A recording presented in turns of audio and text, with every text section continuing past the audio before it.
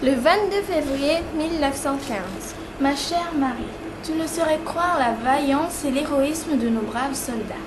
Hier à 14 heures devait avoir lieu, par 3 sections de mon régiment, l'attaque d'une tranchée allemande, pourvue de défenses fantastiques, d'une largeur d'une dizaine de mètres, sillonnée en tous sens comme une toile d'araignée de fils de fer barbelés.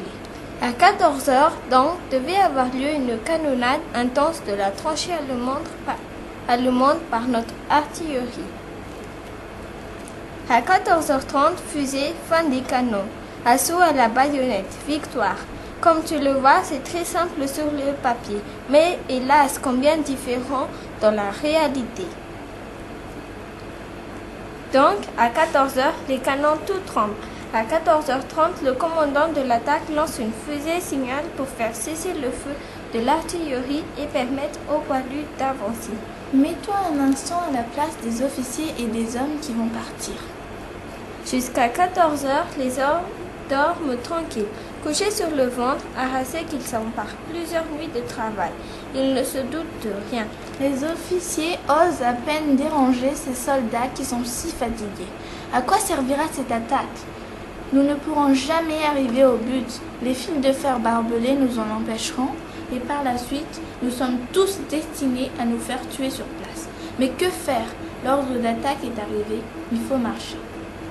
Alors, ils parlent à leurs hommes et les encouragent à marcher droit et vite et à sacrifier leur vie pour l'avenir de la France. Cependant, voyant plus clair que leurs hommes, les officiers voient avec terreur qu'à 2h30, malgré la précision des tirs de l'artillerie, les fils de fer sont toujours là. Mais le signal est lancé par le commandant d'attaque. Il faut se lever, y aller en avant à l'assaut, baïonnette au canon.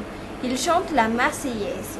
C'est sublime de voir cet enthousiasme chez des hommes qui savent qu'ils vont tomber volontairement parce que c'est l'ordre.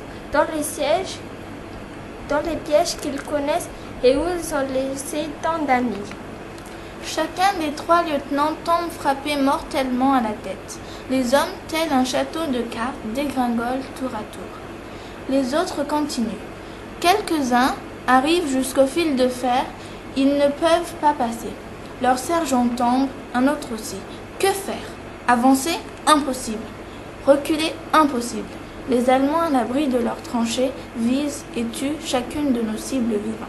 Il a fallu attendre la nuit pour chercher les blessés, au nombre de 44. Ils sont admirables. Ils ne se plaignent pas de l'inutilité cette attaque au cours de laquelle ils ont été si affreusement mutilés.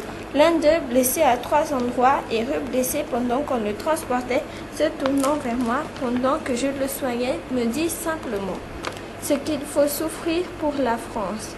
Je ne pus retenir mes larmes. Ne t'inquiète pas, ma chère Marie, je t'écris encore sous le coup de l'émotion. Maurice, médecin sur le front, ayant avec les brancardiers ramassé les blessés sur le champ de bataille.